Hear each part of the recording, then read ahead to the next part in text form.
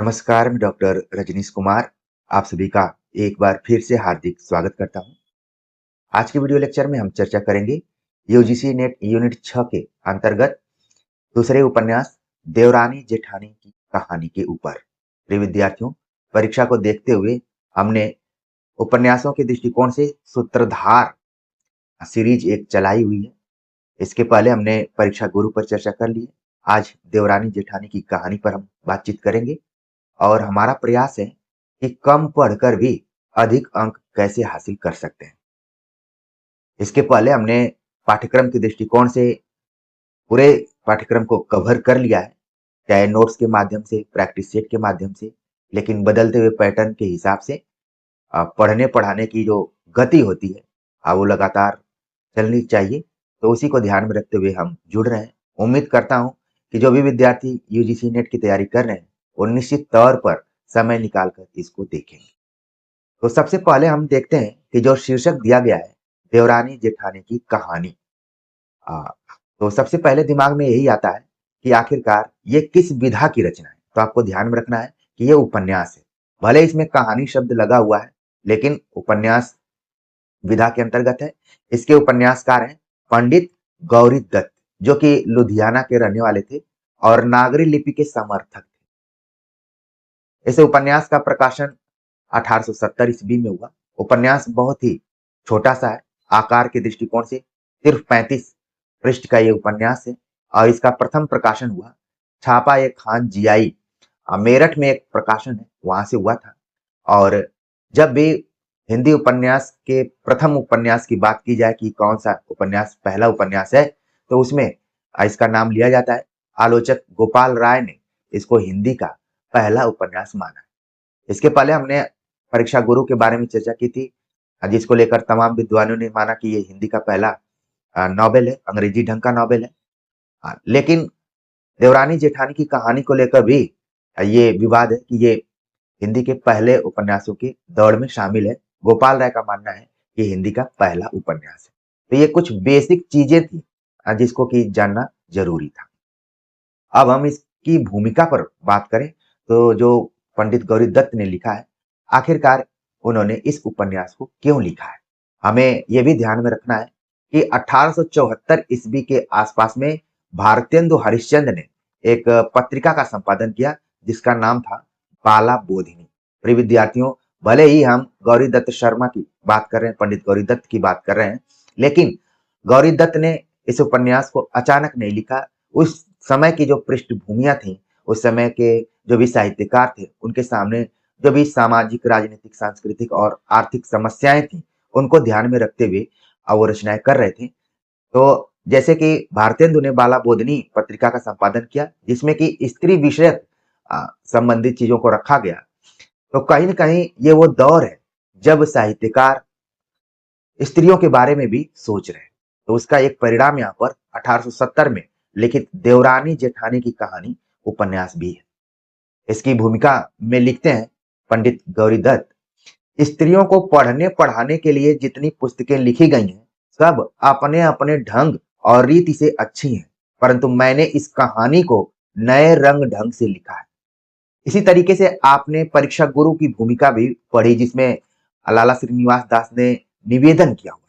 वो भी कह रहे हैं कि रीति के दृष्टिकोण से देखा जाए, पारंपरिक हिसाब से देखा जाए, तो बहुत सारी चीजें लिखी गई हैं, लेकिन जिस उपन्यास को मैं लिख रहा हूं वो अलग ढंग का है। कहीं न कहीं पंडित गौरी दत्त भी यही बात कह रहे हैं कि अगर स्त्रियों के पढ़ने पढ़ाने की बात की जाए तो तमाम पुस्तकें लिखी गई हैं, तब अपने अपने ढंग से बहुत अच्छी पुस्तकें हैं, लेकिन अब मैं इस कहानी को नए रंग ढंग से लिखने का प्रयास किया हूं। मुझको निश्चय है कि दोनों स्त्री पुरुष इसको पढ़कर अति प्रसन्न होंगे और बहुत लाभ उठाएंगे। एक लेखक की जो उम्मीद है, जो आशा है कि उसके जो पाठक हैं, निश्चित तौर पर देवरानी जेठानी की कहानी को पढ़कर प्रसन्न होंगे और लाभ उठाएंगे।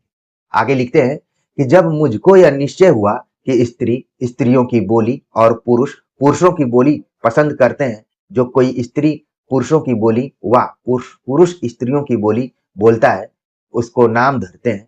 इस कारण मैंने पुस्तक में स्त्रियों ही की बोलचाल और वही शब्द जहां जैसा आशय लिखे, और यह वह बोली है जो इस जिले के बानियों के कुटुंब में स्त्री पुरुष व लड़के बाले बोलते चालते हैं। संस्कृत के बहुत शब्द और पुस्तकों जैसे इसलिए नहीं लिखे कि न कोई चित्त से पढ़ता है और न सुनता है। एक चीज आप देख रहे हैं कि कुछ कुछ ऐसी ही बात परीक्षा गुरु में भी कहा गया कि हम बोलचाल की साधारण बोलचाल की भाषा को रख रहे हैं, और यहाँ पर पंडित गौरीदत्त भी वही कह रहे हैं कि हमने संस्कृत के शब्दों को बहुत कम रखने का प्रयास किया है, और कारण यह है कि लोग चित्त से मन से उसको नहीं पढ़ पाते हैं। साधारण बोलचाल की भाषा को ही रखा गया है जो उस जिले में बोली जाती है। जब उपन्यास हम पढ़ेंगे तब पता चलेगा कि देवरानी जेठानी की कहानी किस जिले से संबंधित रचना है।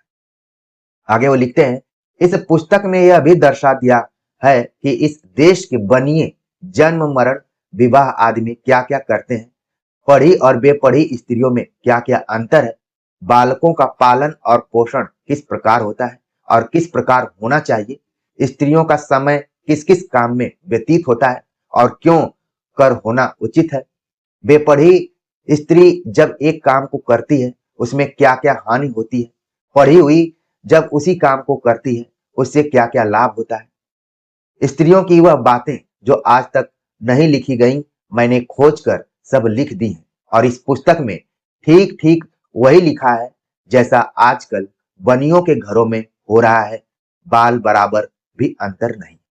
तो आप समझ गए होंगे देवरानी जेठानी की कहानी के उपन्यास की जो पृष्ठभूमि है, जो कथा वस्तु है, वो एक खास जाति पर आधारित है, जिसका कि उल्लेख यहाँ पर उपन्यासकार बनिए शब्द से कर रहे हैं, और ये भी बता रहे हैं कि उस जमाने में पढ़ी लिखी स्त्रियों में और नहीं पढ़ी लिखी स्त्रियों में, अनपढ़ स्त्रियों में क्या अंतर है, कोई किस तरीके से काम करता है, और तमाम चीजों को यहाँ पर उन्होंने बताया हुआ है, और पृष्ठभूमि लिया है बनिया समाज का। ठीक है, तो वो दौर था जब जो भी लेखक चीजों को देखते थे और उसको अपनी कलम से रचनाबद्ध करने का प्रयास करते थे, शब्दबद्ध करने की कोशिश करते थे। तो साफ साफ बड़ी ही ईमानदारी से भूमिका यहाँ पर पंडित गौरी दत्त ने लिखा हुआ है।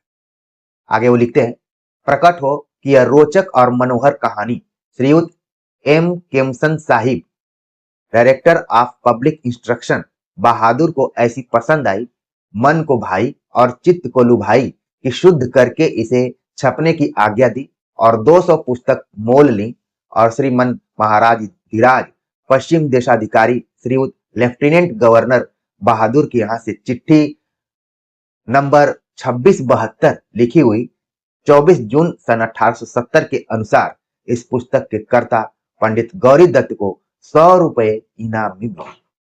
और यहाँ पर 100 रुपए उस जमाने में 1870 में हमको लग रहा है कि 10 लाख से अधिक ही रहे होंगे, जो आज ज्ञानपीठ पुरस्कार की राशि है उससे भी ज्यादा हमको लग रहा है।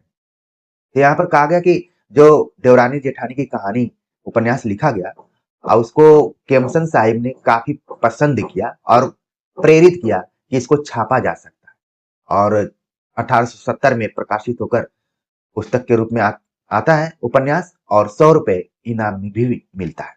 तो ये बड़ी बात रही होगी। ठीक है, और लिखा गया कि दया उनकी मुझ पर अधिक वित्त से, जो मेरी कहानी पढ़े चित्त से, रही भूल मुझसे जो इसमें कहीं, बना अपनी पुस्तक में लेबे वहीं, दया से कृपा से क्षमा रीति से, छिपावे बुरों को भले प्रीति से। तो एक लेखक इसीलिए किताबों को पढ़ना चाहिए, क्योंकि जब आप राइटर बनते हैं, लेखक बनना आसान नहीं होता है, बहुत सारी चीजों को सहना पड़ता है, अनुभव करना पड़ता है। क्योंकि हमने वस्तुनिष्ठ संकलन और मार्कंडे पर आधारित आलोचनात्मक पुस्तक लिखी है, तो लिखते समय लेखक के जो दर्द है कि भूल होना एकदम जरूरी है, कहीं ना कहीं कुछ चीजें हो जाती हैं, तो पाठकों से इन्होंने अनुरोध किया कि वहीं पर आप करेक्शन कर लीजिए। अगर आपको लग रहा है कि इसमें करेक्शन की जरूरत है तो आप कर लीजिए। और दया कृपा क्षमा, जो तीनों भाव हैं, इसको बराबर रखेंगे तो लेखक का मन बढ़ेगा आगे और अन्य किताबें भी वो लेकर आ सकता है। तो देखिए यहाँ पर पंडित गौरी दत्त शर्मा की ये भूमिका रही।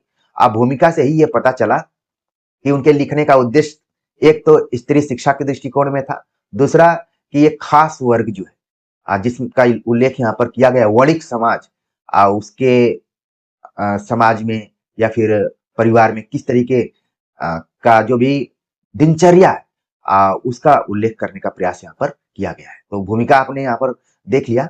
अब हम थोड़ा सा पात्र योजना यहाँ पर देख लेते हैं। चूंकि हमने शुरू में ही बताया कि जो उपन्यास है मात्र 35 पेज का ये उपन्यास है, छोटा सा उपन्यास है आकार के दृष्टिकोण से।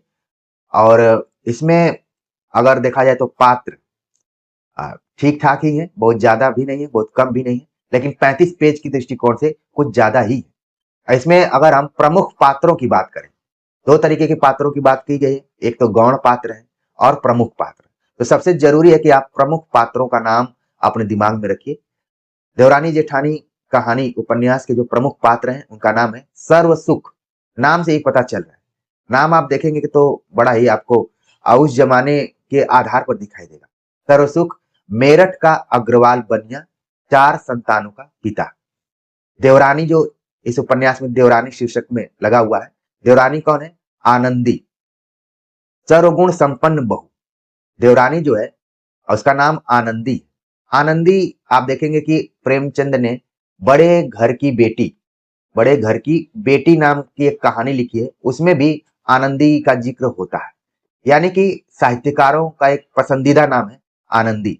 तो देवरानी का नाम है आनंदी, जो कि सर्वगुण संपन्न बहू है, जिसकी खोज आजकल भी लोगों को रहती है। जेठानी जिसका नाम है ज्ञानो, स्वभाव से ईर्ष्यालु, कर्कशा स्त्री। जो जेठानी है, यहाँ पर जेठानी का जो कैरेक्टर दिखाया गया है, जबकि जेठानी जो होती हैं देखा जाए व्यवहारिक रूप में तो उस परिवार में पहले आती हैं और उनके पास अनुभव होता है, परिवार को पहले से जानती है। लेकिन यहाँ पर उल्टा आप देख रहे हैं कि जेठानी का स्वभाव उपन्यासकार ने ईर्ष्यालु दिखाया है, कर्कशा स्त्री के रूप में दिखाया है, जबकि देवरानी उस परिवार में बाद में आई हुई है, लेकिन वो समझदार दिखाई दे रही है और सर्वगुण संपन्न। ये शब्द बहुत कुछ विश्लेषित कर रहा है विशेषण के रूप में कि देवरानी किस प्रवृत्ति की होगी, किस स्वभाव की होगी। तो आपने इन तीनों पात्रों से परिचय प्राप्त कर लिया। सर्वसुख जो इस बनिया समाज, अग्रवाल बनिया समाज का एक तरीके से मुखिया है और देवरानी जेठानी उसकी एक हिस्सा है। अगर गौड़ पात्र की बात करें तो मुंशी टीकत नारायण जो कि शहर का अमीर है, हर सहाय काबली ये भी शहर का अमीर है। तो इन अमीरों को बिल्कुल ध्यान में रखिए। पार्वती सर्वसुख की बड़ी पुत्री जिसका विवाह दिल्ली में हुआ है। सुखदेई सर्वसुख की छोटी पुत्री जिसकी मंगनी हापुड़ में बंशीधर कबाड़ी के घर हुई है। मतलब इनकी जो शादी हो भी रही है वो भी बिजनेस फैमिली में ही हो रही है। पार्वती का विवाह दिल्ली में हो गया है, ठीक है, जो कि दिल्ली आप जानते हैं कि मेरठ के आसपास का ही इलाका है, बल्कि दिल्ली के आसपास का मेरठ है, ये ध्यान रखना है। खड़ी बोली यहाँ की मेन बोली है, सारी चीजें आप जानते हैं, ठीक है। और सुखदेई जो है छोटी पुत्री है। इसकी मंगनी यानी एंगेजमेंट हापुड़ एक जिला है, वहां के बंशीधर आप देखेंगे कई कहानियों के भी पात्र हैं। बंशीधर यहाँ पर इस उपन्यास के पात्र हैं जो कि कबाड़ी का बिजनेस करते हैं। अब दौलत राम सर्वसुख का बड़ा पुत्र जिसकी पुत्री मुलिया और पुत्र कन्हैया है। यानी दौलत राम सर्वसुख के पुत्र तो हैं ही, इनकी भी फैमिली है, मुलिया और कन्हैया इनके पुत्र पुत्री हैं। दौलत राम नाम देखिए आप, जिस तरीके से परिवार है उसी तरीके का सर्वसुख, दौलत राम। छोटे बच्चे का नाम है छोटे लाल, तो याद करने की ज्यादा जरूरत ही नहीं है। सर्वसुख का छोटा पुत्र और उसी की पत्नी है आनंदी जो कि देवरानी है, ठीक है, यहाँ पर ध्यान रखना है। और इनका एक पुत्र है मोहन, बल्कि पुत्र यहाँ पर है नन्हे मोहन, दो पुत्र हैं इनके, नन्हे और मोहन।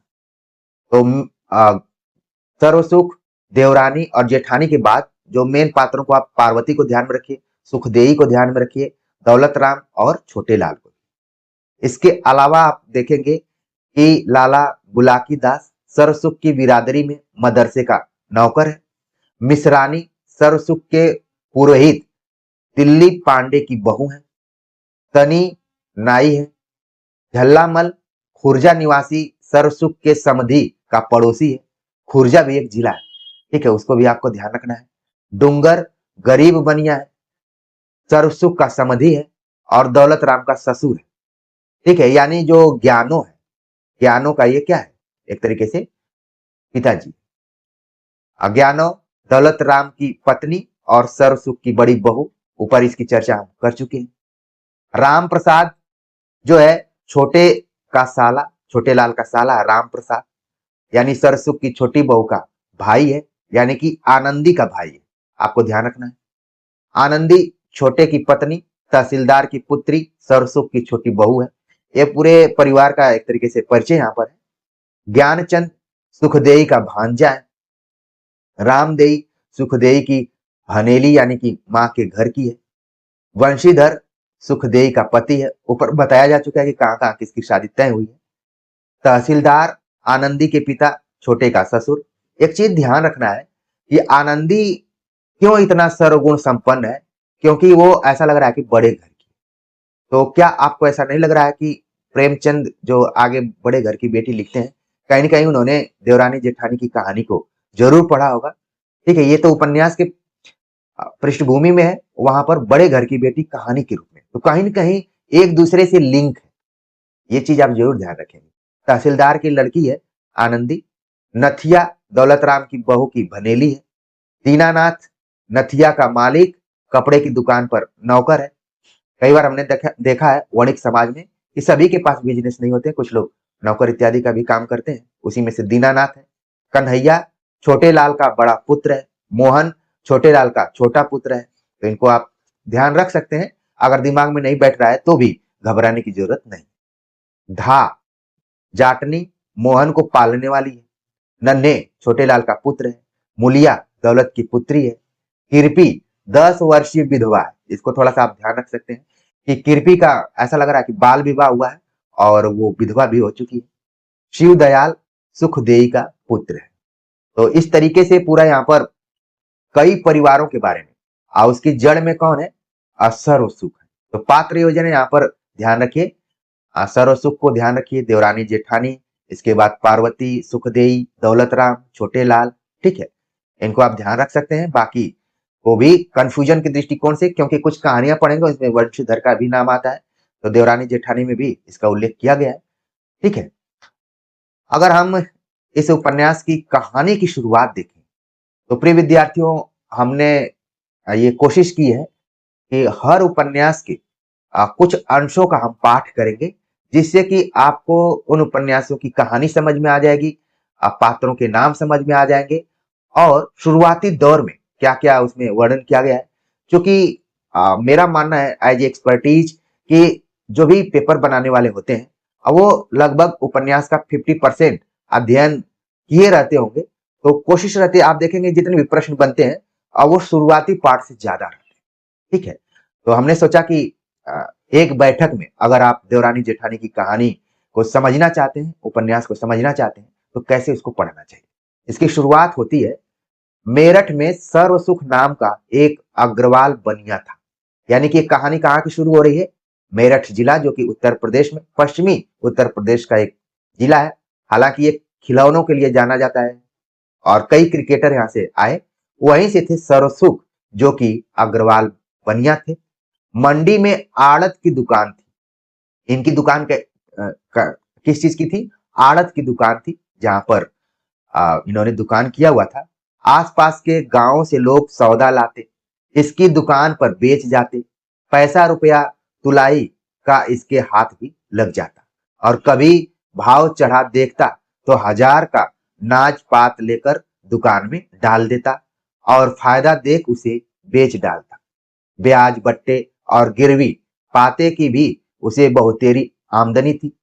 हाट हवेली, धन दौलत, दूध पूत, परमेश्वर का दिया उसके पास सब कुछ था, और यह इसने अपने ही पुरुषार्थ से किया था। सब चीज बताने के बाद एक शब्द का प्रयोग किया, पुरुषार्थ। यानी जो सर्व सुख है, आड़त की दुकान उन्होंने की थी, गांव के लोग वहां से खरीदारी करते थे। कई बार घाटा भी लग जाता था इनको, कई बार इनको लाभ भी मिलता था। बिजनेस का ये एक गुण है, उसमें लाभ नुकसान दोनों हो जाता है। लेकिन जो सर्व सुख है, इन्होंने जो कुछ हासिल किया था वो अपने पुरुषार्थ से किया था। 4 पुरुषार्थ होते हैं। आप सभी के लिए होमवर्क है कि वो कौन कौन से पुरुषार्थ हैं। हमने कई बार इसका जिक्र कर दिया है। इसको चतुर्वर्ग भी कहा जाता है। तो ईश्वर का दिया हुआ सब कुछ था और इन्होंने हासिल किया था अपने पुरुषार्थ से। तो जीवन में पुरुषार्थ का कितना महत्व है, इस पैराग्राफ से आपने देख लिया। आगे वो लिखते हैं, माँ बाप तो पिछले हैजे में 5 वर्ष का छोड़कर मर गए थे। यानी सर्वसुख का नाम भले लग रहा है कि सर्वसुख है, लेकिन बचपन में उन्होंने काफी कष्ट सहे हुए हैं। उनके जो माँ बाप थे और वो हैजे से मर गए थे जब सर्वसुख खुद 5 साल के थे। चाचा ने पाला था, उनके चाचा अच्छे व्यक्ति थे, उन्होंने इनका पालन पोषण किया। आइए एक एक तथ्य आपको ध्यान में रखना है कि उनके माता पिता का निधन कैसे हो गया, उनका पालन पोषण किसने किया, किस चीज की दुकान थी, वो दुकान कहाँ थी, ये सारी चीजें ध्यान रखना। थोड़े ही दिन हुए होंगे जब कुकड़ियां बेचा करते थे, चना चबेना करता, खांचा सिर पे लिए गलियों में फिरा करे। तो शुरुआती दौर जो है सरसुख का काफी संघर्षशील रहा। एक कुकड़ियां बेचा करते थे, चना चबेना करते थे, बहुत अच्छे से खाना नहीं मिलता था और गलियों में फिरा करते थे। फिर इसने परचून की दुकान कर ली, क्योंकि बिजनेस फैमिली से ये थे और स्वभावतः गुण भी था, तो इन्होंने आगे चलकर परचून की दुकान कर ली। मुंशी टीकत नारायण और हर सहाय काबली शहर के अमीरों की इसके यहाँ उचापत उठने लगी। जिन दो अमीरों की बात की गई, मुंशी टिकत नारायण और हर सहाय काबली, ये अमीर थे, वहां से ये अपना सामान लेना शुरू कर दिए। इसमें परमेश्वर ने ऐसी ऐसी की सुनी कि आड़त की दुकान हो गई, जहां तहां से माल आने लगा, बड़ी इज्जत बढ़ गई। आड़त की दुकान मतलब एक तरीके से देखा जाए जो आ, यहाँ से भी कई लोग सामान खरीदने के लिए ले जाते थे, ठीक है। एक तरीके से इसको टकसाल टाइप का कह सकते हैं। लोग 50,000 रुपए का भ्रम करने लगे। सच है, जिसे परमेश्वर देता है छप्पड़ फाड़ के ऐसे ही देता है। तो इनकी दुकान अच्छी चलने लगी, बड़ा भला मानस था, अड़ोसी पड़ोसी सब इससे राजी थे। पुण्य दान में बहुत तो नहीं, परंतु छठे छमाहे कुछ न कुछ करता रहे था। बड़ी अवस्था में आप ही अपना विवाह किया था। यानी कि इनकी दुकान अच्छी चलने लगी और जब धन आता है तो लोग कोशिश करते हैं कि पुण्य दान भी किया जाए, जिससे कि आसपास में थोड़ा उनका नाम हो, लोगों के प्रति उनके प्रति लोगों की सहानुभूति भी। तो ये करते थे और जैसे ही थोड़ा सा ये बड़े हुए, युवा हुए, तो इन्होंने अपने से ही अपना विवाह कर लिया।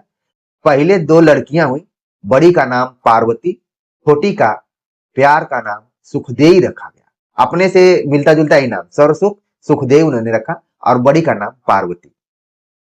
फिर ईश्वर ने उपरातली 2 लड़के दिए, पहले 2 लड़कियां हुई, फिर 2 लड़के हुए। और इसे ये पता चल रहा है, आजकल तो 1-2 बच्चे काफी होते हैं, लेकिन 1870 ईस्वी के आसपास का जो समय रहा है और यहाँ तक तो मैं कहूँ कि आज से 10 साल पहले का जो समय रहा है, और उसमें लड़कियों के बावजूद भी लड़कों की चाह लोगों में बनी रही। वैसे ही सरसुख भी थे, 2 लड़कियां हुई पार्वती और सुखदेई, लेकिन इन्होंने प्रयास नहीं छोड़ा, आगे भी इन्होंने प्रयास जारी रखा और 2 लड़के हुए। बड़े का नाम दौलत राम, क्योंकि अब पूरी इनकी बिजनेस इनका पूरा बिजनेस चल रहा है, दुकान चल रही है, तो नाम के अनुरूप ही इन्होंने रखा दौलत राम। छोटे का नाम छोटे छोटे पुकारने लगे, छोटा बच्चा था, छोटे छोटे तो छोटे लाल हो गया। इन सब बहन भाइयों की कोई 2-2 3-3 वर्ष की छुट्टी बढ़ाई होगी, यानी कि एक के बाद एक ये सब बच्चे पैदा हुए थे। बड़ी तड़की दिल्ली विवाही गई। जो बड़ी लड़की थी बहुत जल्दी, उस जमाने में हमें लग रहा है कि 12-13 साल की रही होगी, तभी इसकी शादी हो गई होगी, दिल्ली में शादी हो गई। मेरठ से दिल्ली की बहुत ज्यादा दूरी नहीं है, कभी कभी यूपी पीसीएस इत्यादि का सेंटर हमारा हुआ करता था, तो 70-80 किलोमीटर की दूरी है। छोटी लड़की की मंगनी बंशीधर कबाड़ी के यहाँ हापुड़ में हुई। ये सब हम पात्र परिचय में बता चुके हैं, यहाँ पर स्टोरी भी आपको समझ में आ रही होगी। तो बड़ी जो छोटी लड़की है उसकी मंगनी यानी एंगेजमेंट बंशीधर कबाड़ी के यहाँ हापुड़ में हुई। अब कबाड़ी है तो नाम से लग रहा है कि कबाड़ी, लेकिन कबाड़ी भी कई बार बहुत धनवान होते हैं। खाली सुनने में लगता है कि कबाड़ी की दुकान है, लेकिन आप देखेंगे तो पूरा अच्छा सा उनके पास भी कारोबार है। तो हापुड़ में छोटी लड़की की शादी हुई। एक दिन रात को अपने घर में कहने लगा कि सुखदेई की माँ लाला बुलाकी दास हमारी बिरादरी में जो मदरसे में नौकर हैं, यो कहते थे कि अपने छोटे बेटे को तुम अंग्रेजी पढ़ाओ, इसमें तेरी क्या सलाह है, और दौलत राम को तो मैं अपने कार में घेरूंगा। तो यहाँ पर एक लाला बुलाकी हैं, जिन्होंने की सलाह दी कि छोटे बेटे को अंग्रेजी पढ़ाओ, क्योंकि वो शासन भी वैसा ही था उस जमाने में कि या तो आप अंग्रेजी पढ़कर आगे बढ़ सकते हैं। ये वो दौर है जब स्कूली शिक्षा स्कूलों में अंग्रेजी शिक्षा को बढ़ावा दिया जाने लगा। 1835 के आसपास में तो इसकी शुरुआत होती है, लेकिन 1870 तक आते आते, ऐसा नहीं कि ये उपन्यास पूरा 1870 के समय को ही बता रहा है, उसके पहले की ही बात होगी। क्योंकि जब मैं पढ़ रहा था गौरी दत्त के बारे में, तो उनका जन्म ही 1836 ईस्वी के आसपास में हुआ था। तो जो भी उनके पास 20-25 साल के अनुभव रहे होंगे, उनको जोड़ते हुए यहाँ पर ये पूरी कथा वस्तु तैयार हुई है। तो छोटे बच्चे को अंग्रेजी पढ़ाओ, इसमें तेरी क्या सलाह है, और दौलत राम को तो मैं अपने कार में घेरूंगा, मतलब अपने साथ रखूंगा। यानी छोटे बच्चे को यहाँ पर पढ़ाने की कोशिश की गई। उसने कहा, अच्छा तो है, सारे दिन गलियों में कूदता फिरे है, परसों किसी लौंडे के कुछ मार आया था। छोटा बच्चा, थोड़ा सा आप देख रहे हैं कि छोटे बच्चे ऐसे होते ही हैं, थोड़े से थोड़े से उनको छूट दी जाती है तो इधर उधर घूमते फिरते हैं और लड़ाई झगड़ा भी करते हैं। वैसा ही छोटे लाल भी यहाँ पर है। उसकी माँ लड़ती हुई यहाँ आई। जाहिर सी बात है कि बच्चों की आपस में लड़ाई होगी तो फिर गार्जियन भी लड़ने लगते हैं। आए दिन आप सभी अपने आसपास में भी देखते होंगे। और मैं तुमसे कहना भूल गई, आज चौथा दिन है कि दिल्ला पांडे, हमारे पुरोहित की बहू मिश्रानी आई थी और कहे थी कि सुखदेई को मेरे साथ नागरी पढ़ने भेज दिया करो। और भी मोहल्ले की 5-7 लौंडिये उसके घर जाया करे हैं और वह सीना पिरोना भी सिखलाया करे। तो यहाँ पर कहा गया कि दिल्ला पांडे पुरोहित रहे हैं सर्वसुख की, और उनकी जो बहू मिश्रानी है थोड़ी सी पढ़ी लिखी ऐसा लग रहा है। और कहा गया कि सुखदेई जो है, जो छोटी बच्ची है, आप देख रहे हैं कि दोनों जो छोटे बच्चे हैं इनके, उनको पढ़ाने की कोशिश की जा रही है। सुखदेई क्या पढ़ने जाएगी? नागरी पढ़ने जाएगी। यहाँ पर अंतर विरोध आप देख रहे हैं कि छोटे लाल को अंग्रेजी पढ़ाने की बात की जा रही है और जो सुखदेई है उसको हिंदी पढ़ाने की बात की जा रही है। और पंडित गौरी दत्त का पूरा इतिहास आप पढ़ेंगे तो वो नागरी लिपि के बहुत बड़े समर्थक थे। तो यहाँ पर कहीं न कहीं उनका जो उद्देश्य रहा है वो भी इस उपन्यास में खुलकर सामने आ रहा है। और पढ़ाई लिखाई के साथ साथ जो अलग एक्टिविटीज है, सिलाई कढ़ाई, उसको भी सीखने का यहाँ पर दिया गया है। और वह बड़ी बड़ी बातें कहे थी कि जब सुखदेई पढ़ जाएगी, चिट्ठी पत्री लिखनी आ जाएगी, घर का हिसाब लिख लिया करेगी, और उसके घर कभी कभी एक मेम आया करे हैं, लौंडियों को देख हरी हो जा है, और उनका पढ़ना सुनकर किसी को छल्ला और किसी को अंगूठी दे जा है। चूंकि ये उपन्यास शुरुआती दौर का है तो इसके जो स्वरूप को देख रहे हैं, जो इसका शिल्प है, वो थोड़ा सा ऐसा लग रहा है कि हिंदी अपनी अभी शुरुआती दौर की, थोड़ा सा वाक्य पढ़ने में भी और समझने में भी दिक्कत हो रहा था। ये भी आपको ध्यान रखना। आगे है, तो छोटे लाल तो मदरसे में बिठाए गए, दौलत राम लाला के साथ दुकान जाने लगे और सुखदेई मिश्रानी से नागरी पढ़ने लगी। ये बहुत ही इंपॉर्टेंट है इस उपन्यास को आगे बढ़ाने के लिए कि एक स्थायित्व आ रहा है कहानी में कि परिवार सब सेटल हो रहा है। छोटे लाल मदरसे में पढ़ने चला गया, अंग्रेजी पढ़ने गया।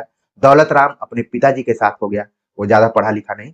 सुखदेई और वो मिश्रानी के साथ नागरी पढ़ने लगी। एक दिन कोई 4 घड़ी दिन होगा, छोटे लाल बाहर खेल रहा था, घर में भाग गया और कहने लगा कि माँ, लाला आवे हैं। यह अपने मन में डर गई और कहने लगी कि आज दिन से क्यों आए। इतने में वह भी आन पहुंचे और खाट पर बैठ गए। इसने छोटे लाल को पंखा दिया और कहा, लाला को हवा कर। यह बोले, सुखदेई की माँ, ले बोल क्या करे। जहां दौलत राम को टेवा गया था, तनी गांठ करने की नाई आया है। और झल्ला मल जो कल खुर्जे से आए थे, यूं कहे थे कि लड़की का बाप डूंगर बेचारा गरीब बन जाए। तो एक चीज आप देख रहे हैं यहाँ पर कि एक लाला आए हुए हैं और छोटे लाल जो लड़का है जो अंग्रेजी पढ़ रहा है, उसकी शादी करने के लिए खुर्जा से एक व्यक्ति आया हुआ है। आसपास का ये सब इलाका है। हो सकता है कि तमाम विद्यार्थी मेरठ, खुर्जा या फिर हापुड़ से जुड़े होंगे, तो इसको अपने से कनेक्ट करके देखना है। तो डूंगर बेचारा गरीब बन गया है। सरसुख कहाँ, एक पूरा बिजनेस इन्होंने बना लिया है। लेकिन इनके घर, यहाँ पर आप देख रहे हैं कि कैसे दो अलग अलग पृष्ठभूमि की फैमिली है, उनके आपस में कैसे संबंध हो रहे हैं। तरा के नुक्कड़ पर परचून की दुकान खोल रखी है, पर तड़की की माँ बड़ी लड़ाका है। तुम्हारे समधी के पास ही हमारा घर है और छोटे लाल की पीठ ठोक कर कहने लगा कि भाई छोटे लाल हमारा नसीबेवर है। गुड़गांवे के तहसीलदार ने इसका टेवा मांगा है। अभी तो रास्ते में लाला दीनदयाल किरपी के ताऊ गाड़ी में बैठे आवे थे। मुझे पुकार कर कहने लगे कि मैं मामा जी से मिलने गुड़गांव गया था, तो वह पूछे थे कि सरसुख आड़ती का छोटा बेटा क्या किया करे। मैंने कहा साहब मदरसे में अंग्रेजी पढ़े है और होशियार है, तो उन्होंने उसका टेवा मांगा है। तुम मुझे दे देना, मैं भेज दूंगा। लाला साहब लड़की बड़ी सुघड़ है, वह अपनी लड़की को आप नागरी पढ़ाया करें। यहाँ बात शायद आनंदी की भी हो रही है यहाँ पर, ठीक है। सुखदेई की माँ बोली कि तुम दौलत राम की सगाई रख लो, आई हुई लक्ष्मी घर से कोई नहीं फेरता। एक तरीके से ये परंपरा से विश्वास है, ठीक है, कि जो भी रिश्ता आया है उसको मान लीजिए। आई हुई लक्ष्मी घर से कोई नहीं फेरता और रुपया पैसा हाथ पैरों का मैल है। इसी तरीके की बात कहीं कहीं प्रेमचंद ने भी कई जगहों पर कहा है। और आप देख रहे हैं यहाँ पर रुपया पैसा हाथ पैरों का मेल है, आगे लौंडिया लौंडे का भाग है। यहाँ पर आप देख रहे हैं कि सुखदेई की माँ पढ़ी लिखी है कि नहीं है, लेकिन उसके विचार काफी अच्छे।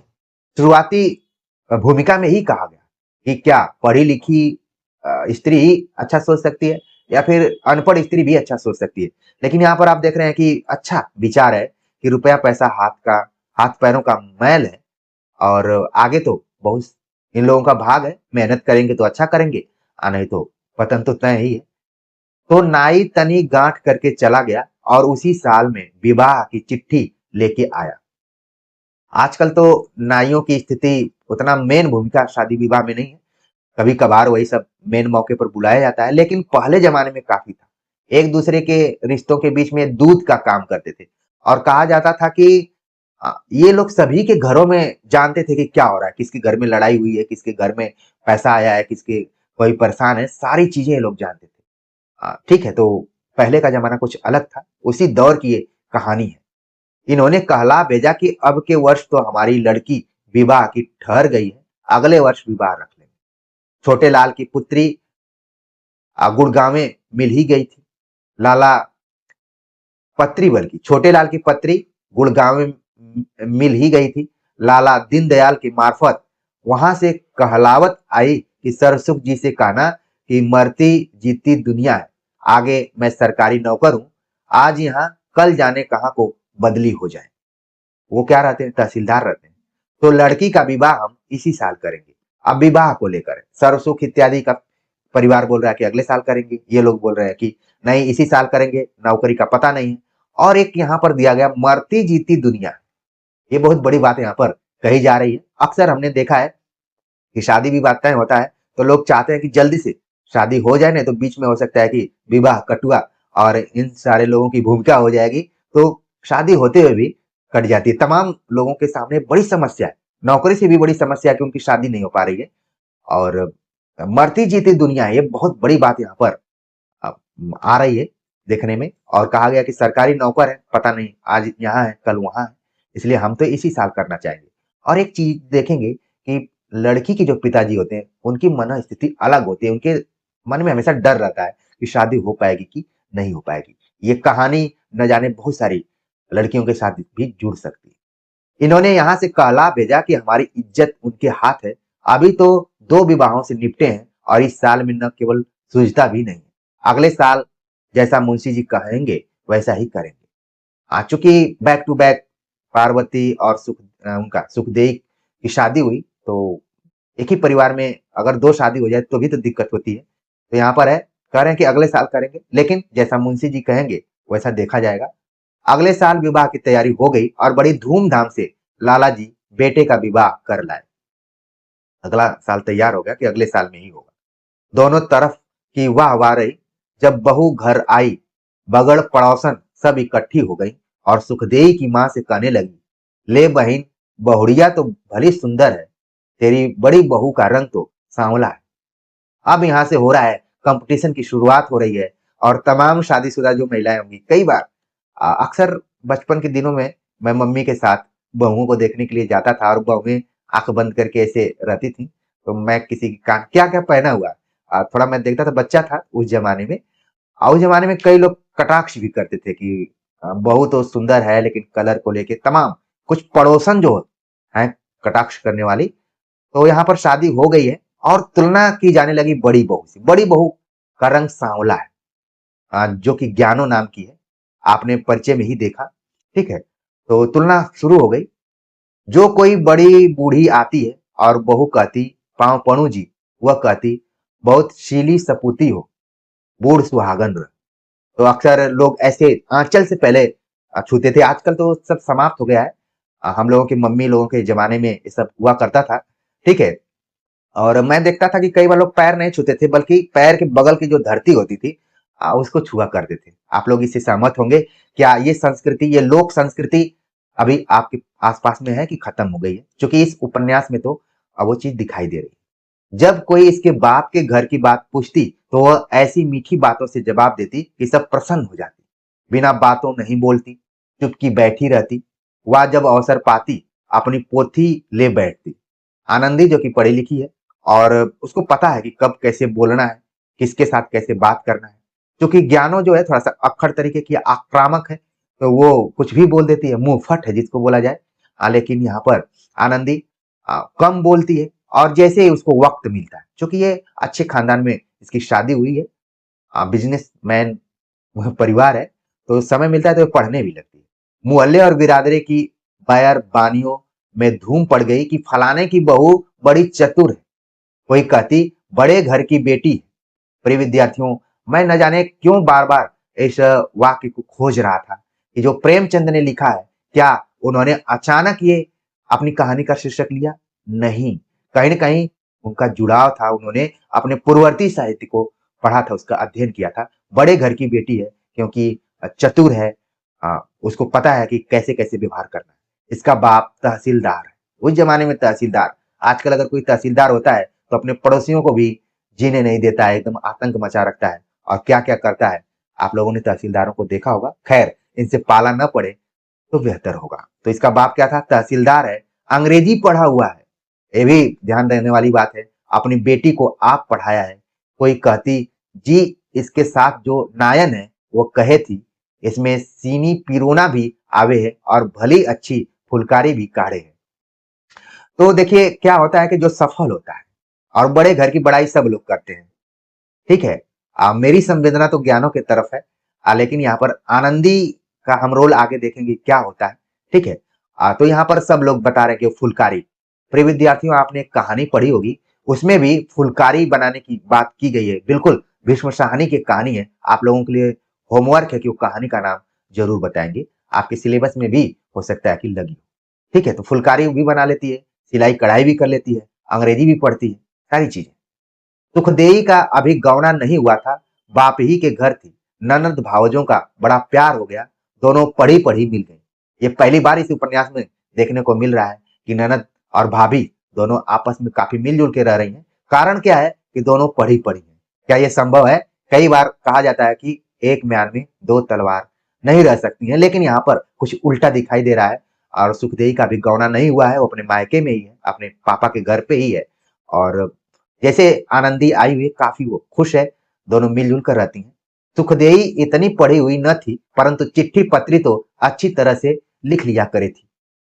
सुखदेई थोड़ा मोड़ा नागरी अक्षरों से परिचित थी, क ख ग घ इत्यादि लिख लेती थी और थोड़ा मोड़ा चिट्ठी पत्री भी लिखती थी। लेकिन आनंदी अच्छी खासी पढ़ी लिखी थी, अंग्रेजी भी जानती थी उस जमाने में। सुखदेई चिट्ठी पत्री लिख लेती थी। इसने अपनी सब पढ़ी हुई भनेलियों को बुलाया और उनका लिखना पढ़ना अपनी भावज को दिखलाया। तो जो आसपास के उसके परिवार के लोग थे उसको बुलाया और कहा कि देखिए भाभी, मैं भी पढ़ती लिखती हूँ। काफी खुश है यहाँ पर सुखदेई, जिस तरीके से उपन्यासकार ने पूरा चित्रण किया है। जब दौलत राम विवाह के लाए थे तो पट्टा फेर करते लाए थे। इसका कारण यह था कि लड़की के बाप घर में पहले ही कुछ नहीं था। यानी कि दौलत राम नाम से लग रहा है कि ये तो अच्छे परिवार से थे, लेकिन इनकी जो पत्नी थी वो गरीब परिवार की थी। ज्ञानो और उसके पापा के पास कुछ था ही नहीं। विवाह ही में उघड़ गया, पूरा विवाह किया और पूरा एकदम से जो भी कुछ था वो भी खत्म हो गया। गौना क्या करेगा? तो तब से राम की बहू ज्ञानो ससुराल ही में थी। अब जो ज्ञानो है, पहले विदाई होती थी, एक तो शादी होती थी, फिर गौना होता था, फिर दोंगा होता था। 4-5 बार आने जाने के बाद सब चीजें सामान्य होती थी। नहीं तो शिकायतों का अंबार लगा रहता था कि शादी में ये नहीं दिया, गौना में ये नहीं दिया, दोंगा तक लोग अनुमान लगाते थे कि कुछ मिलेगा। अब मुझे याद है कि उस समय रेडियो, चैन, चौकी ये सब उस समय दहेज के सामान हुआ करते थे। तो अब देखिए अभाव के कारण ज्ञानो ससुराल ही में थी। जब कोई बैर बानी बाहर की आती, न तो बैठने को पीढ़ा देती और न उसकी बात पूछती। थोड़ा सा ज्ञानो यहाँ पर आप देख रहे हैं कि उपन्यासकार उसके चरित्र को बता रहे हैं कि जो व्यवहार होना चाहिए, जिस तरीके से आनंदी का व्यवहार होना होता है, उस तरीके का ज्ञानो का व्यवहार नहीं। कोई बाहर से आ रहा है, जा रहा है, कुछ नहीं, कुछ उससे पूछ ही नहीं रही है। और जो कुछ कहती भी तो ऐसी बोलती जैसे कोई लड़े। अक्खड़ किस्म की थी यहाँ पर ज्ञानो। सास तो रात दिन खटपट रखे थी और जब कोई देवरानी को इसके सामने सराहती तो कहती, हाँ जी, वह तो अमीर की बेटी है। यहाँ से ही लड़ाई और ईर्ष्या की शुरुआत होती है। ज्ञानों के दिमाग में बैठ गया था कि जो आनंदी है वो बड़े घर की बेटी है और उसकी इज्जत भी होती थी। अक्सर हमने देखा है कि जो थोड़ा सा गरीब परिवार से होते हैं उसकी इज्जत परिवार में उतनी नहीं होती है, पैसे वालों की ही इज्जत होती है। तो थोड़ा यहाँ पर मानसिक मनोवैज्ञानिक तरीके से भी विश्लेषण करने की जरूरत है कि क्या ज्ञानो खुद स्वभावतः वैसी थी या परिवार वालों ने भी उसे वैसा बना दिया था। थोड़ा सा देखना पड़ेगा यहाँ पर। मैं तो गरीब बनिए की बेटी हूँ, उसको इस चीज का एहसास था बार बार कि वो गरीब परिवार से है। मुंह से कुछ नहीं कहती पर देवरानी को देख देख फूकी जाती। तो एक कुढ़न थी उसके अंदर, क्योंकि इन लोगों का लेवल बहुत बराबर टाइप का नहीं दिख रहा है यहाँ पर। और जब भी से छोटी ननद भी जलने लगी। बड़ी ननद पार्वती से बड़ा प्यार था और वह विवाह में बुलाई हुई आई थी और प्यार होने का कारण यह था कि वह भी लगावा बझावा थी। उधर की इधर और इधर की उधर बात करती थी। तो जो पार्वती का यहाँ पर दिया है चुगली वाला जो इसका गुण है, पार्वती भी बहुत पढ़ी लिखी नहीं है, तो थोड़ा सा वो ज्ञानों के प्रति उसका झुकाव कहा जा सकता है। अब बहू को आए 8-10 दिन हुए होंगे कि उसका भाई राम प्रसाद मझोली लेके विदा कराने को आया। लालय सरसुख जी ने भी जैसे बनियों में रस्म होती है दे लेकर बहू को विदा कर दिया और बहू के भाई से चलते चलते यह कह दिया कि भाई पहुंचते ही राजी खुशी की चिट्ठी लिख देना। सरसुख थोड़ा सा परिपक्व दिखाई दे रहे हैं और उनके अंदर ये नहीं है कि कौन गरीब है कौन अमीर है। बहू की विदाई वो कर देते हैं और कहते हैं कि ठीक है, वहां पहुंच जाना तो चिट्ठी लिख देना। आज अगर पहुंचते तो बोल देते कि वीडियो कॉल कर देना या फिर एक मैसेज कर देना। चिट्ठी आने में भी 15-20 दिन उस जमाने में लगते रहे होंगे। यानी कि पोस्ट ऑफिस उस समय स्थापित हो गई थी। ठीक है, इतिहास की भी जानकारी आपको थोड़ी थोड़ी होनी चाहिए। 1853-54 ईस्वी में काफी हमारे देश में परिवर्तन हुआ। अगर संसाधनों की बात करें, यातायात, चाहे वो रेल की बात करें या फिर पोस्ट ऑफिस की, तो चिट्ठी पत्री उस समय लिखी जाती थी और उसी की बात यहाँ पर हो रही है। जब सुखदेई के विवाह को 3 वर्ष हो चुके, हापुड़ से गौने की चिट्ठी आई। लाला ने घर में आके सलाह की। सुखदेई की मां ने कहा, मैं तो 5वें वर्ष करूंगी। एक चीज आप देख रहे हैं बार बार कि इस परिवार में निर्णय कोई स्त्री ले रही है। बार बार अगर कोई दिक्कत होती है सरसुख को तो वो अपनी पत्नी से जरूर एक बार सलाह लेते हैं। 3 साल हो गए हैं, लेकिन ये कह रहे हैं कि मैं तो 5 साल में करूंगी। पहले लोगों का गौना होता था 3 साल में, 5 साल में, अब तो तुरंत विदाई हो जाती है। लाला ने समझा दिया कि जिस काम से निपटे उससे निपटे, यह काम भी तो करना ही है। और यह भी कहा है कि धी बेटी अपने घर ही रहना अच्छा है। और जैसे कई बार आपने अभिज्ञान शाकुंतलम पढ़ा होगा, उसका जो चौथा सर्ग है उसमें भी कहा गया कि जब भी बेटी की शादी हो जाए तो मायके में उसको कम रहना चाहिए, ससुराल में ज्यादा रहना चाहिए। ठीक है, तो यहाँ पर सरसुख को ऐसे व्यवहारिक ज्ञान की जानकारी है और वो बोलते हैं कि जल्दी से हो जाए तो अच्छा रहेगा। अर्थात सुखदेव भी अपने घर गई और वहां अपने कुनबे को, लौंडियों को नागरी पढ़ाने लगी। यानी कि कहा जाता है ना कि एक पढ़ी लिखी महिला जो होती है एक परिवार को नहीं बल्कि कई पीढ़ियों को शिक्षित कर देती है। तो सुखदेव भी वही काम कर रही है। लाला सरसुख का माल रेल पे लदने जाया करे था। वहां के बाबू से इसकी जान पहचान हो गई थी। एक दिन कहने लगा कि बाबूजी, हमारा छोटा लड़का मदरसे में अंग्रेजी पढ़ने जाया करे। वह कहे था जो तुम कहो तो तुम्हारे पास काम सीखने आ जाया करे। बाबू ने कहा कल तुम उसके हमारे पास दफ्तर में भेजना। छोटे लाल अगले दिन वहां गया, बाबू को अपना लिखना दिखलाया, उसकी पसंद आया। इससे कहा तुम रोज रोज आया करो। यह जाने लगा। थोड़े दिन पीछे उसी दफ्तर में 15 रुपए महीने का नौकर भी हो गया। आप देख रहे हैं अंग्रेजी पढ़ने का कितना फायदा। छोटे लाल को नौकरी भी मिल गई और उनकी जो पहली तनख्वाह थी यानी 15 रुपया पर मंथ थी। उस जमाने में 15 रुपए हमें लग रहा है कि 1.5 लाख से कम नहीं रहा होगा। 15 रुपए ठीक है, तो 15 रुपए का वो नौकर हो गया। इसे नौकर हुए कोई 1 वर्ष बीता होगा कि बाबू की बदली अंबाले की हो गई। यानी कि क्योंकि जो ये लेखक है वो लुधियाना के हैं, तो इनकी जो कहानी है दिल्ली, पश्चिमी उत्तर प्रदेश और पूरा पंजाब इत्यादि को लेकर है। तो अंबाले में बदली हो गई। यह बाबू का काम किया ही करे था और साहब भी रोज देखा करे था। बाबू की जगह इसे कर दिया और यह कह दिया कि अब तो तुमको 40 रुपए महीना मिलेगा, फिर काम देख के 60 रुपए महीना कर देंगे। यानी लगातार इसकी तनख्वाह बढ़ती जा रही है। 15 रुपए हुई, फिर 40 रुपए हुई, फिर 60 रुपए की बात की जा रही थी। उस जमाने में ये तो बहुत ज्यादा इसकी तनख्वाह थी, ऐसा हम उम्मीद कर सकते हैं। जब छोटे लाल 15 ही रुपए का नौकर था कि इसके लाला गौना कर लाए थे और अब गौन गौनायाई अपने घर ही थी। छोटे लाल इस बात से अपने मन में बड़ा मगन था कि मेरी बहू पढ़ी हुई है और बड़ी चतुर है। जाहिर सी बात है कि खुश तो रहना ही चाहिए। तो छोटे लाल को नौकरी भी मिल गई और उसकी पत्नी जो आनंदी है वो भी पढ़ी लिखी थी और बड़े परिवार की थी, अमीर घर की थी, बड़े घर की बेटी थी। तो प्रिय विद्यार्थियों, मैं उम्मीद करता हूँ कि जो हमने सूत्र बताया है, एक सूत्रधार की तरह इस उपन्यास का हमने वाचन किया, जहां भी जरूरत लगी उसको एक्सप्लेन भी किया। उम्मीद है कि आप सभी को अच्छा लगा होगा और शुरुआती पृष्ठों से अगर क्वेश्चन आएगा तो निश्चित तौर पर आप वहां पर सही कर लेंगे और अच्छे अंक को हासिल करेंगे। अगर आपके पास समय हो, आपका मन कर रहा हो, तो ऑनलाइन पीडीएफ से आप इस उपन्यास को पूरा पढ़ सकते हैं। एक बैठक में पूरा खत्म कर सकते हैं। इंटरेस्टिंग उपन्यास है, जरूर इसको आप पढ़ेंगे। मिलते हैं एक नए टॉपिक के साथ, तब तक के लिए नमस्कार।